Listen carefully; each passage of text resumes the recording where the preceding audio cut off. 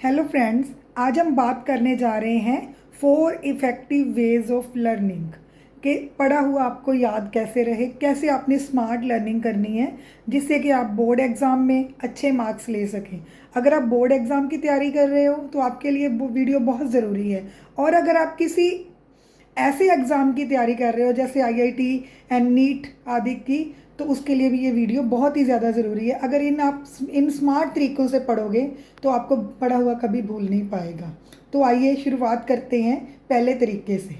सबसे पहला तरीका है कि रीड इफ़ेक्टिवली। जो आप पढ़ते हो उसे इफ़ेक्टिवली याद रखो। तो कैसे करना है? कभी कभी सभी बच्चे क्या करते हैं, जो आप पढ़ते हो पहली बार में उसको रटना शुरू कर देते हो, याद करना शुरू कर देते हो। आपने ऐसा नहीं करना है। आपने बोर्ड एग्ज़ाम के लिए या किसी कम्पिटिटिव एग्ज़ाम के लिए अगर आप तैयारी कर रहे हो तो उसके प्रीवियस ईयर्स के पेपर आप निकाल कर देखो। तो उनमें जो क्वेश्चन बार बार आ रहे हैं, मार्क हो रहे हैं, तो आपने बुक में पहले उनको हाईलाइट करना है, मार्क करना है, जिससे कि जब भी आप उस बुक को खोलो तो आपको याद रहे। सबसे पहले वही हाईलाइट पॉइंट आपको याद आए जाए, जिससे आपको पढ़ा हुआ ज़्यादा देर तक याद रहेगा, जिससे कि आपके लॉन्ग क्वेश्चन भी तैयार हो जाएंगे और आपको टॉपिक भी उन हेडलाइंस को पढ़ते पढ़ते तैयार हो जाएगा। तो सबसे पहला टिप आपने यही करना है कि जब भी आपने उसको रीड करना है किसी चैप्टर को, तो इफ़ेक्टिवली रीड करना है, पॉइंट को हाईलाइट करते जाना है। सेकंड टिप है एक्टिव लर्निंग। पहले हमने पढ़ा, पॉइंट्स को हाईलाइट किया, अब दूसरी बात आती है एक्टिव लर्निंग की। एक्टिव लर्निंग का मतलब क्या है कि आपने जो भी पढ़ना है उसको दोबारा से जब आप बुक खोलोगे तो उन पॉइंट्स को आप देखो तो पूरा जो टॉपिक है आपके दिमाग में आ जाएगा। तो आपने एक्टिव लर्निंग कैसे करनी है, इसका एक टेक्निक है।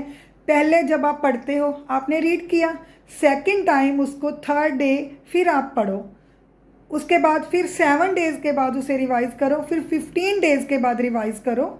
तो इससे क्या होता है कि कुछ कुछ इंटरवल के बाद जब आप उसको पढ़ते जाते हो तो वो टॉपिक जो है आपके दिमाग में बैठता जाता है। एक थ्योरी बताती है कि जब हम किसी टॉपिक को याद करते हैं तो तीसरे दिन आकर हमारी वो जो याद की मेमोरी है, वो टॉपिक हमारे दिमाग में होता है, वो 80% रह जाता है। 15 दिन के बाद 50% और 1 महीने के बाद वो 20% ही हमारे दिमाग में रहता है। तो इसलिए आपने इंटरवल पर उन्हें दोबारा से रिवाइज़ करते जाना है, जिससे कि टॉपिक जो है आपके दिमाग में छप जाए।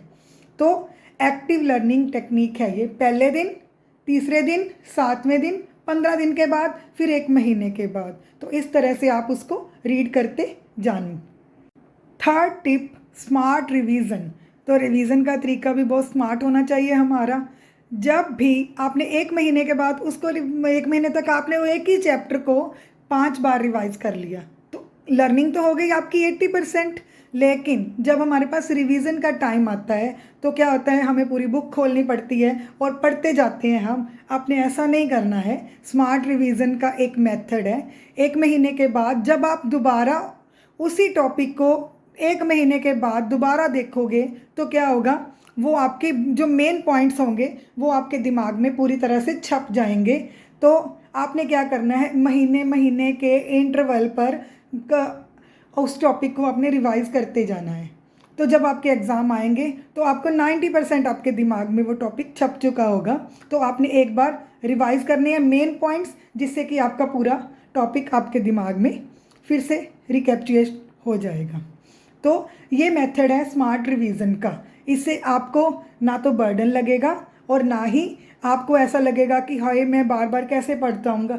अब आप इंटरेस्ट के साथ उसको पढ़ोगे क्योंकि वो आपको आ जाएगा, वो टॉपिक समझ में आ जाएगा।